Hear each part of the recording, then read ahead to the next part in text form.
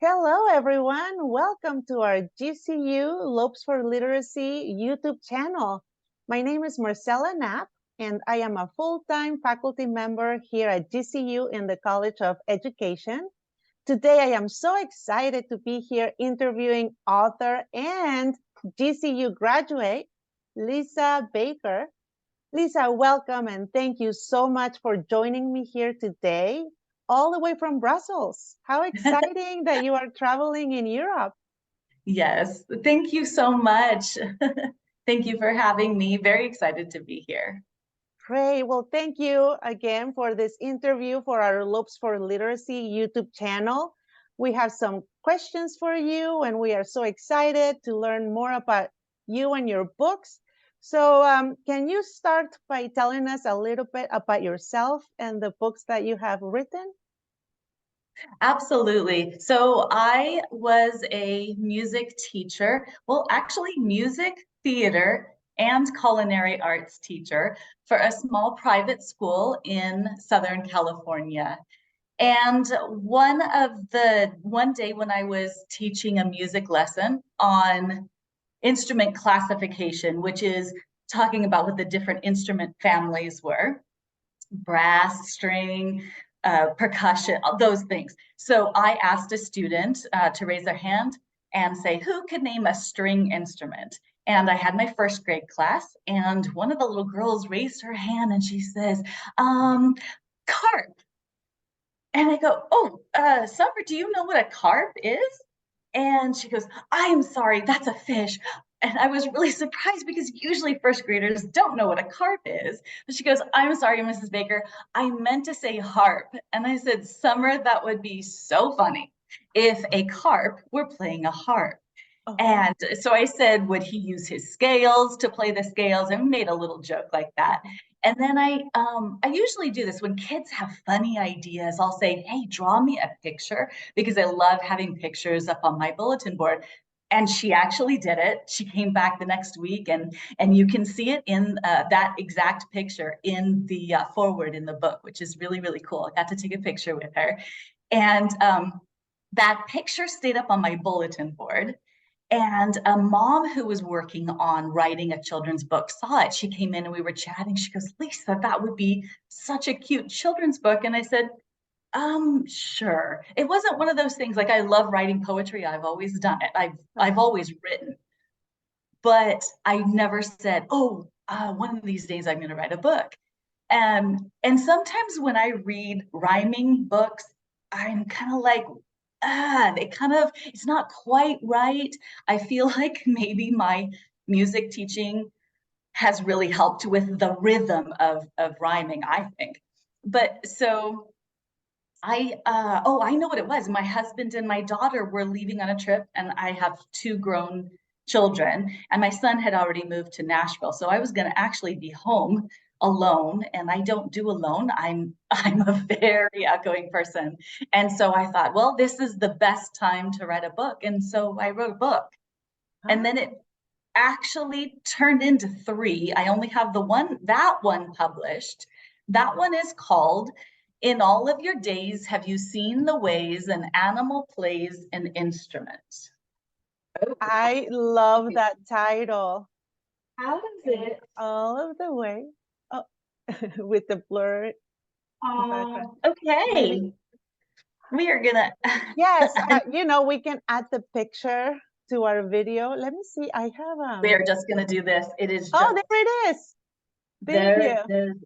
In all of your days, have you seen the ways an animal plays an instrument? What a great title. And so you have got to see this darling little girl that was my inspiration. She is. Oh, you included a picture. I How did. special. Obviously with her mom's permission. Uh-huh. And it's just one of those things like you don't know what's going to happen. This was such an amazing way that a story came about. So I know one of your questions is about finding an illustrator. Should I go ahead and answer that? Yes, please. Thank Sorry, you. I'm jumping. It just made me think Yeah. of it. So Uh-huh.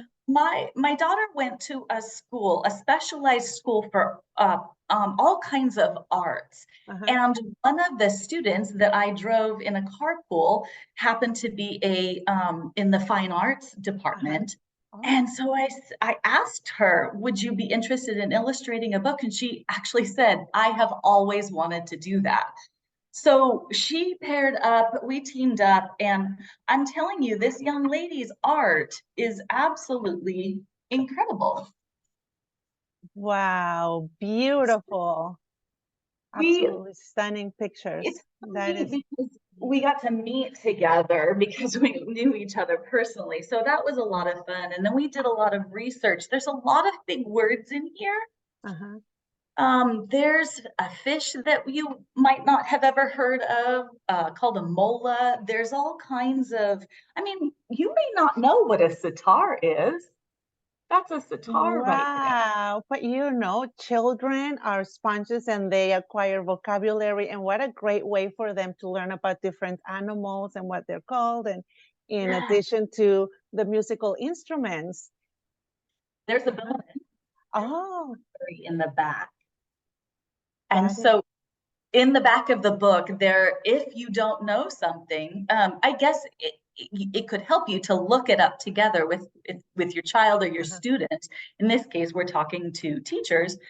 But and what I did was I gathered information and wrote it with a really interesting fact to it, like what a harp seal is. It's called a harp seal because of the harp shaped pattern on its back. So there's things in there about that aren't just plain facts.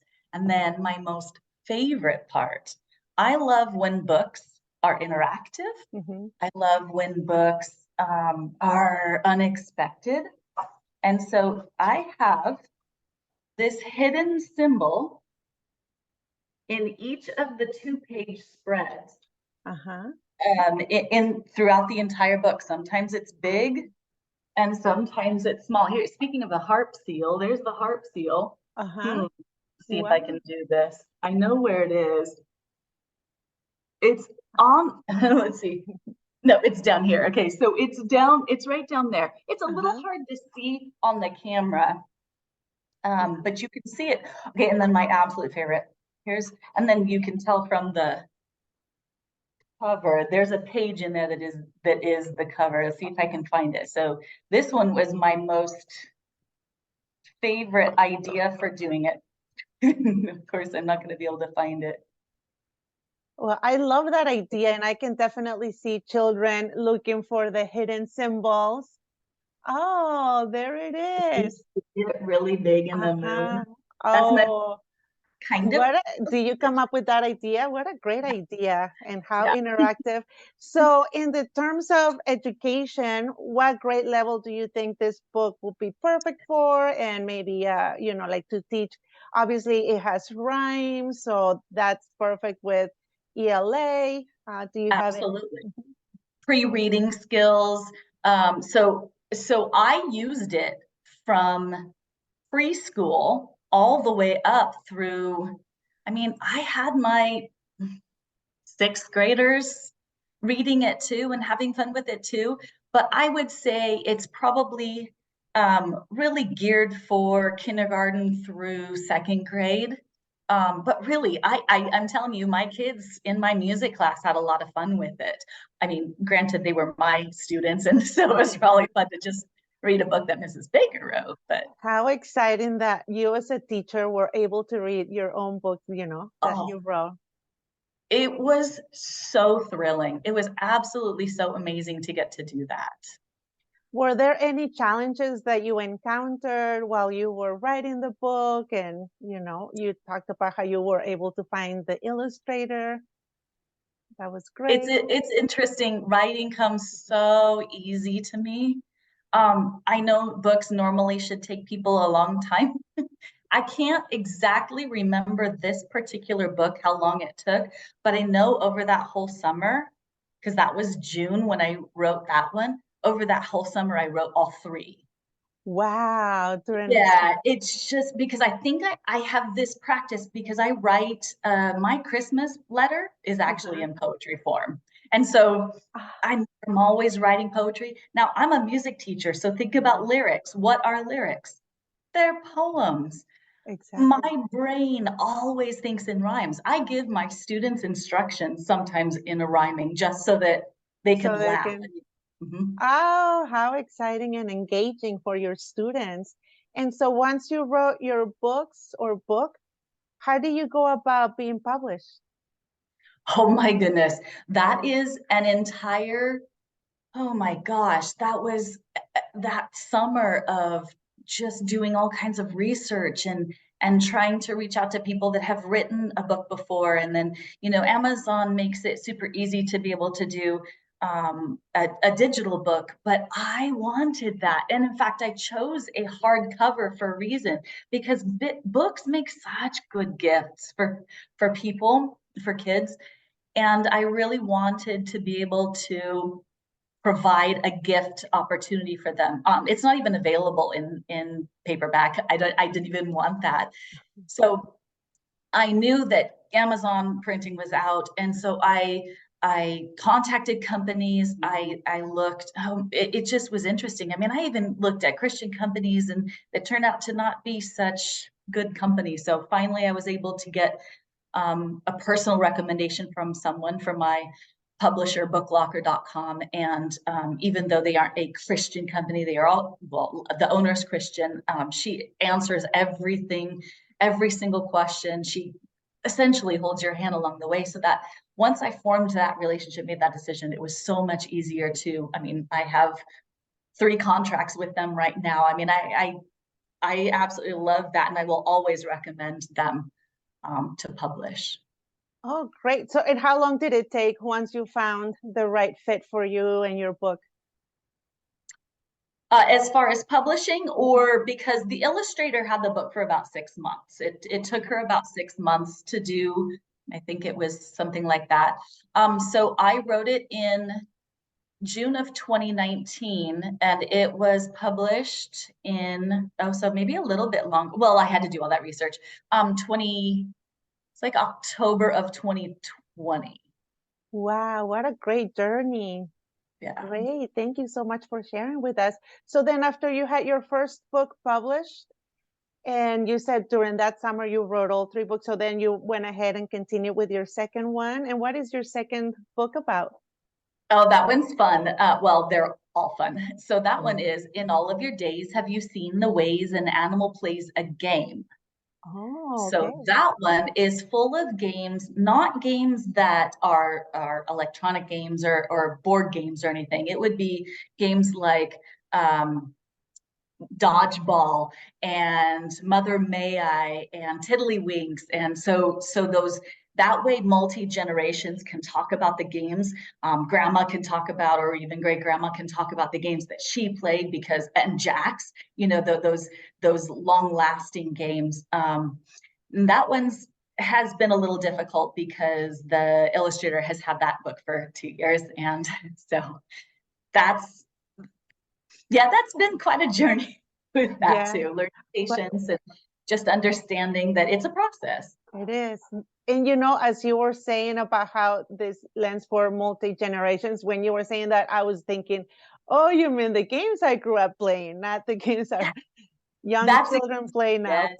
Mhm. Wow, what a great idea. Yes, I can definitely see parents reading that to their children and talking about, the games they used to play and hopefully encourage them to play more outside, Absolutely. Yes. be outdoors. Great. Yes. And now you have a third one coming out very soon again. And can you tell us a little bit about your third book? So the third book is a standalone book, meaning it's not going to be part of a series. Mhm. And that book, it was kind of funny. I was in my kitchen. My disposal has don't know, a plastic thing on it that it just looks kind of funny. It almost looks like teeth, those Uh-huh. black teeth curling in. And when I turned the disposal on, and I was thinking, what does a kid, like a kid could think that sounds like a monster. And so in my mind, I have this monster with this, not a scary kind of thing, but just, you just kind of, you just imagine something not super fun. So then I'm thinking, well, what do kids think that this sound is? And so this little boy thinks that that sounds like a monster. And then so he goes in and asks his mom, what's that sound? She goes, hang on, let me turn on the disposal. And so then he goes around hearing other sounds. And so what's fun about this book, two things that are fun about this book is the way I have it formatted. He hears a sound on the right hand page and thinks that it's something that it's not what it is, and that is a color drawing like a child would have drawn, because that's my ability. So I actually illustrated this book, so my ability is rather limited. So I went, okay, what can I do with my ability? I can draw crayon drawings and kind of childlike drawings. And so he let's say one of the sounds he hears is this kind of a growling sound, like that. So he thinks it's this giant stomach rumbling. And so there's a picture of a giant. Well, then you turn the page, and then on the other page is the reveal of what it actually is. Oh. So I would have done a flip book, but my publisher doesn't do it. So I thought, okay, I can lay it out so that it's like, okay, wait, what do you think it is? Yeah. And then turn the page and you find out what it is. So the book consists of crayon drawings of what Connor thinks these sounds are, and then ink drawings of what it actually is. Oh, how exciting, and what an original idea. Wow. Thank you. Excellent. And were you able to see the image? I think I shared the image of your book, since I remember Yeah, you saying you didn't have it with you. So yes. our viewers can see what the book cover looks like, so they can look for it when will it be out? Actually, it'll be out in about a week. It's interesting. Some publishers say, like, give an actual date. It's a little different with mine, and I'm okay with that. It's just so weird because I'm traveling. I've been traveling for 7 months. So the fun part is I drew those drawings in, no, sorry, Albania. I was in Albania. Uh-huh. So I had a chance to be able to, because I had written the book. I don't know, that one actually took me longer because I just wasn't exactly sure how I wanted to do it. Had the help of some of the preschoolers at the school where I taught music. Uh-huh. So that was fun. And then my two grandnieces uh, came up with a couple of the horse drawing and like one other drawing. So that was a lot of fun to involve the family in that as well. So this one will be a soft cover book. Um, and I just think it's a lot of fun because it helps foster imagination. I think teachers can use this, even though it, in a non-classroom setting, it would be more like, oh, my son is a little scared of a sound, so let's read this book together. Look, sounds really aren't so scary. What do you think it is? Do you think it's a unicorn galloping down the hallway? Well, no, unicorns aren't in the house, but that's kind of fun to think about that. And then in a classroom setting, oh my goodness, it'll totally foster imagination. There are so many things that you could do with that book to say, teachers could even play a recorded sound and say, okay, do you want to be like Connor, and use your imagination. You can't say what it really is, but you have to imagine, what do you think it could be, and then do a reveal of what it actually is. This is great. And, a great, for students to visualize what they're hearing. And that's a great Yes, skill to have also as a reader, when you're reading and you're visualizing. So that's great. And then they can make predictions if what they visualized was yes. what the actual sound was. Wow, what a great, and then it's so great to hear that you had the collaboration of students and, family. What a great collaboration. And I'm sure everybody's so proud of you. We are proud of you at GCU, Lisa, to see you becoming such a successful author. Can you tell us about the award that you won? Oh, that's so awesome. It was for my first book, and it is called the Purple Dragonfly Award, which is perfect for GCU, the color, which Purple, I'm right? Yeah. wearing the purple. Um, what I noticed in some authors that they would have some various awards, and yes, a lot of these awards are you kind of pay for to be, I don't know. It's like it's almost a little bit like you're paying for advertising. So I saw it as an advertising thing, and then I noticed that not everybody will receive a first place award. There's more honorable mentions. So I thought, it doesn't matter. It's still advertising money. And I was kind of And surprised to have won a first place, and so you it was won that was first. huge You honor. definitely, congratulations. What a great honor indeed. And yes, you're out there. And I saw in our Lopes for Literacy Facebook page, we have another author there that made a comment to you saying that she also won in one of their categories. So Yes. congratulations to you both. And it's a great honor to have you both joining us in our Lopes for Literacy group page on Facebook. And now we will add this video to our YouTube channel. So thank you so much again, Lisa. In closing, do you have some advice for our viewers right now that are thinking, maybe I can write a book, or that's one of their goals? What is something that you would say to them, or any advice that you have for them? Well, I would definitely encourage writing because even if it just sits on the shelf for a little bit, it's a very overwhelming thought. It's overwhelming to like get started. So the easiest way, actually, I recommend joining writing contests. There's writing contests all over the place, and even if you don't win, at least it gets you writing, or work on writing.